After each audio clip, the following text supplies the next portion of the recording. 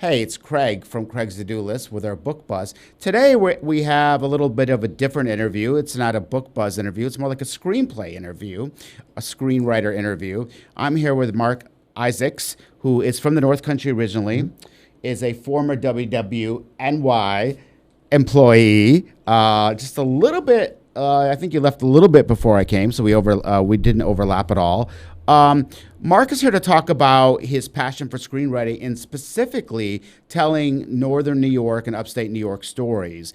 I think a lot of people know, some famous stories like Bo Castle or bootlegging or whatever, but you found some really interesting stories that maybe people don't know about. Mm-hmm. So he's here going to talk a little bit about these projects he's developing and maybe if looking for collaborators or producers or people who might want to invest in these projects.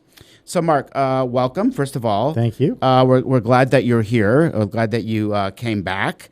And you're currently living in Buffalo, correct? I'm in Buffalo, in Tonawanda to be specific. Right. Yeah. So good. Well, you understand snowstorms. That's a plus. Talk a little bit about where you are in your career and what you're hoping to do with these projects. Well, I want to jump back for a second because you just set something up.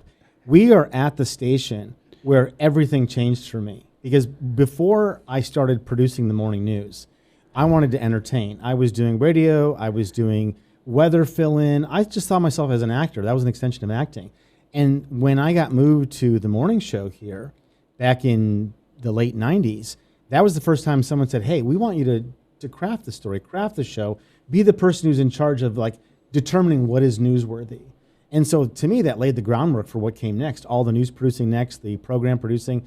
And I think that's the foundation that you're talking about. That's the fabric of telling true stories. It's working in news and learning how to report and learning how to assemble a newscast. And so growing up in St. Lawrence County, nobody knows where St. Lawrence County is. Nobody knows where the North Country is, so to speak.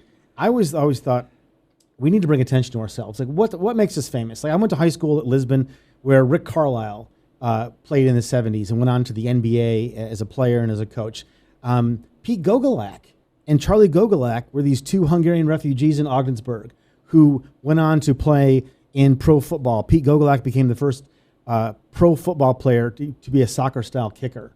And I wanted to tell those stories. I wanted to tell stories that took place in my backyard that I had some either contact with or exposure to that maybe the national audience doesn't know about and don't know what a special place we have in the North Country. Mm-hmm. So that's kind of where I took my screenwriting career. And one of my favorite stories I didn't discover until 2016 happened in Ogdensburg. And that is a woman who was America's first supermodel, was institutionalized on her 40th birthday by her mother, sent to Ogdensburg, and spent the last 64 years of her life. And no one knows that story, really. I mean, there's been books about it, there's been articles about it, but as far as telling it in a narrative form, no one is talking about these stories, no one's putting these stories forth, and that's really what my mission is now.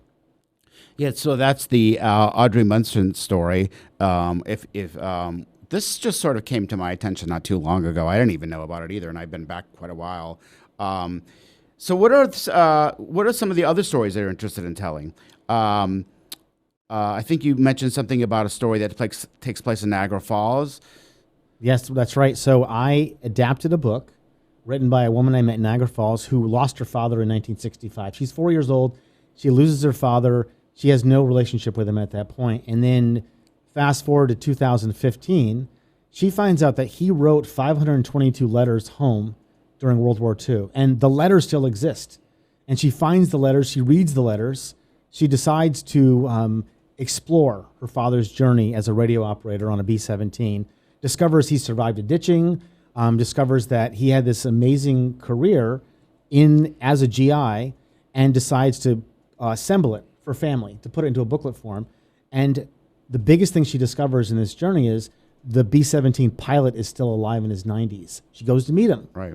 He says, write the damn book. This is a book. Write the damn book. So she writes the book, and now we've got it in a pilot form. We're going to shoot a proof of concept next year, part of it in Buffalo, part of it in Georgia. We've got a set that's a B-17, an actual B-17 at the Mighty 8th Museum in Savannah. And we've got use of a barracks, a 1940s era World War II barracks in northern Georgia. So another true story of somebody that I had a personal connection with. In this case, not the deceased radio operator, but the daughter who wrote the book.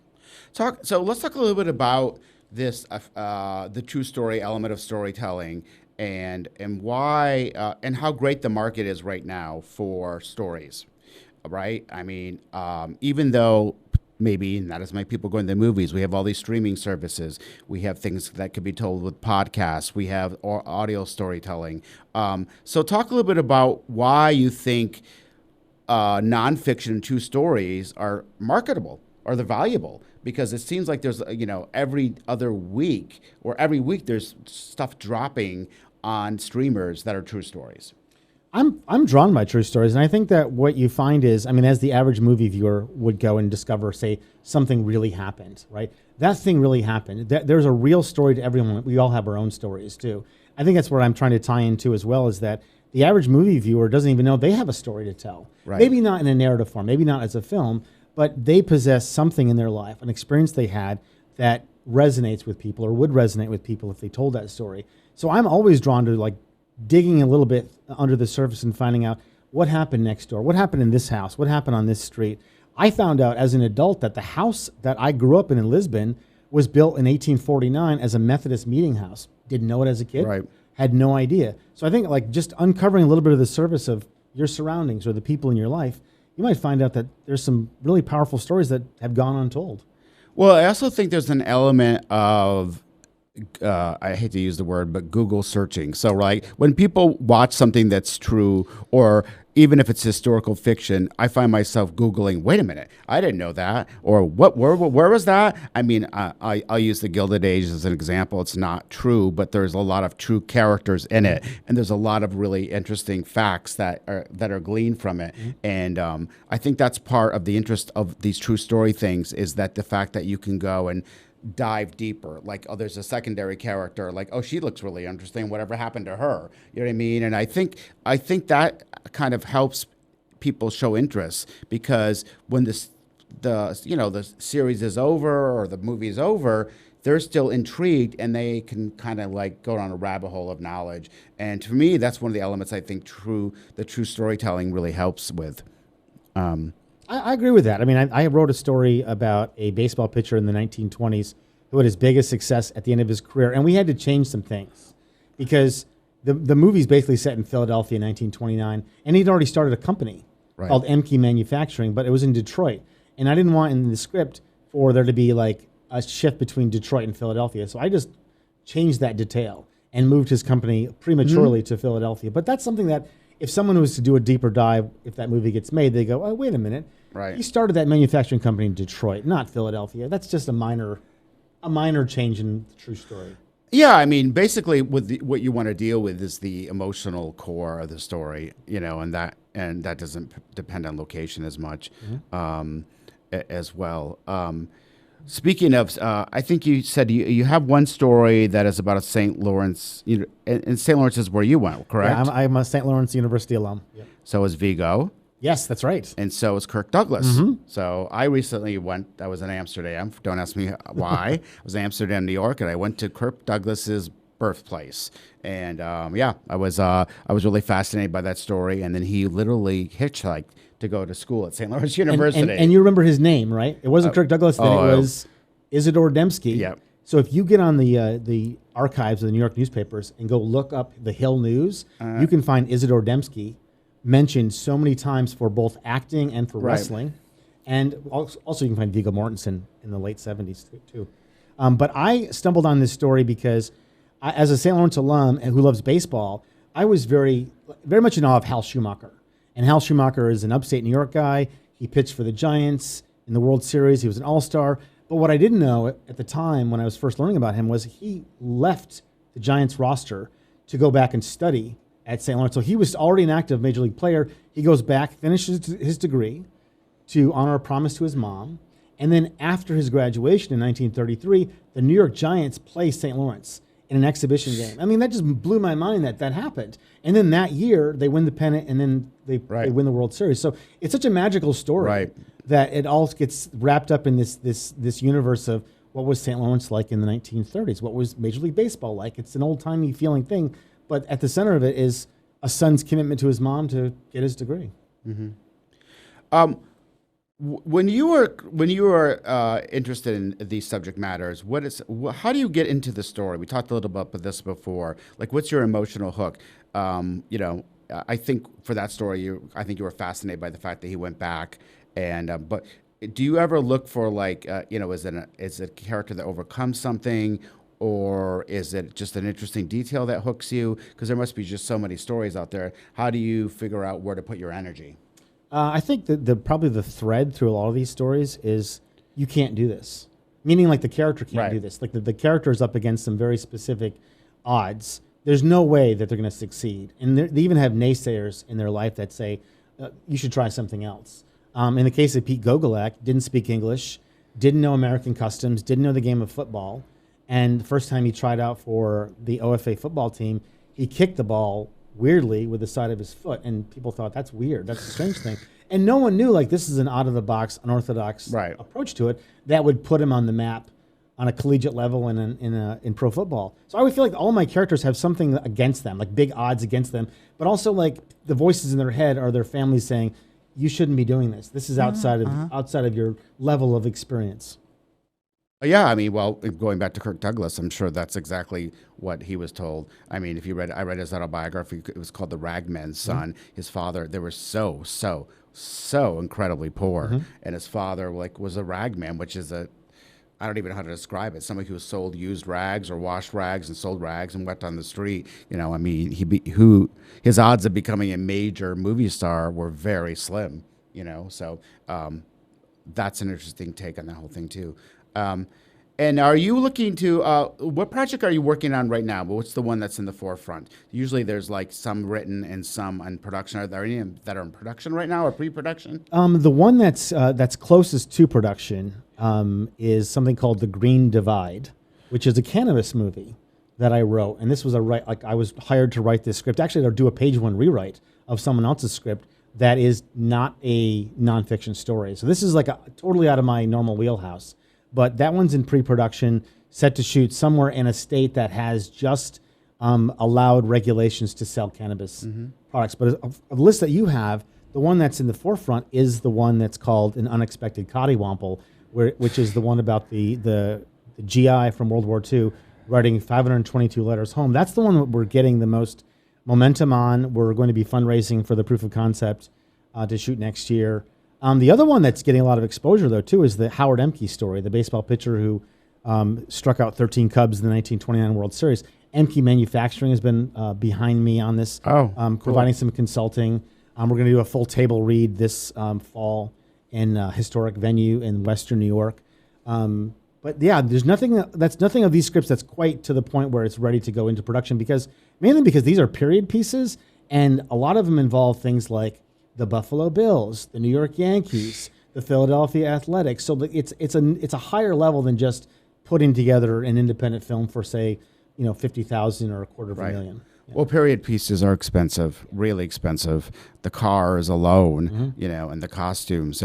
Do you ever just kind of a weird question? Do you ever drive around and see a really cool location in upstate New York and think, wait, have I seen that in the movie, or that should be in a movie? We actually talked a little bit about this last weekend about there's a really great arch.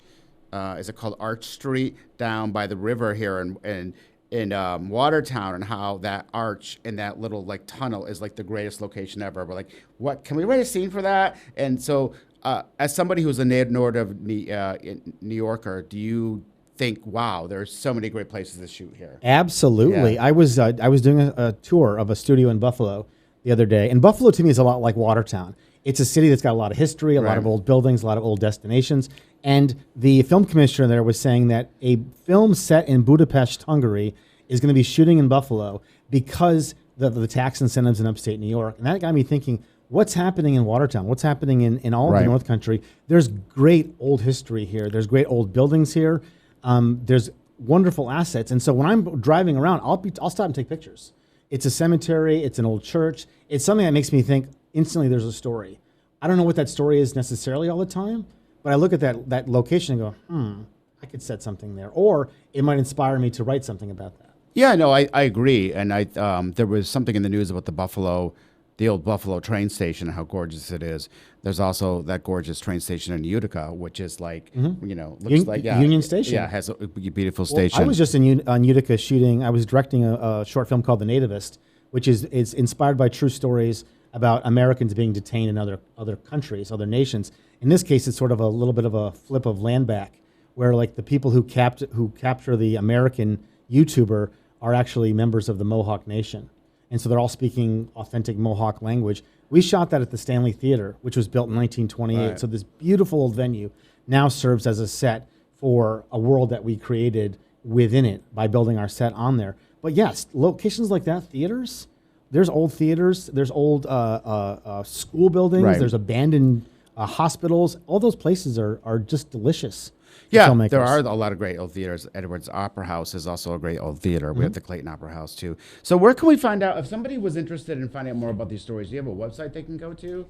They can generally just Google me. I've got, like, my social media is on everything, and I'm always promoting the things that I'm doing. I'm on Film Freeway, which a lot of people are. I used to be on Coverfly, which I'm sure you're well versed in. They're closed. Yep, they closed down But Film this year. Freeway's around, Yeah, yep. Film Freeway's around. I'm on IMDb. I'm pretty public as far as like people communicating with me. People know how to find me in general. I will always welcome like people who have ideas and want to collaborate or want to connect me with people who might be interested in telling these nonfiction stories. I had a great conversation just before I came in the studio with John Moore, who talked about Stephen Colbert and how Stephen Colbert's ancestor came from my hometown in a house called the Tuck House. I wrote a short story that takes place in that house, and I've been trying to get that to Stephen Colbert to say, this is your ancestor's house that I explored as a teenager back in the 80s. Well, he's going to have some time next year. Yes. So maybe next year he'll finally read it because he might be looking for projects to produce. That's so so there you true. go. He might have some time next year. Exactly. Great. Well, I really appreciate you coming by. These all sound really interesting, and I'm sure I'll be talking to you about them at some point. And good luck. Good luck with all your projects. And, we are really in a very sort of revival mode with the arts in upstate New York. I know Buffalo is, and particularly in a revival state. But we're doing pretty good here in Watertown and Syracuse as well. And I just think there are going to be more and more projects, film projects shot up here, hopefully in the future. It's been a pleasure talking to you, Craig. And listen, if I can do anything to help the Watertown community in filmmaking, I'm down for it. And if I can set anything here, I certainly will consider it because this to me is still very much home. Yeah, there's definitely a lot of great locations here. Okay, thanks a lot. And if you want more stories about arts and entertainment in North Country, go to our website, Craig's To-Do List.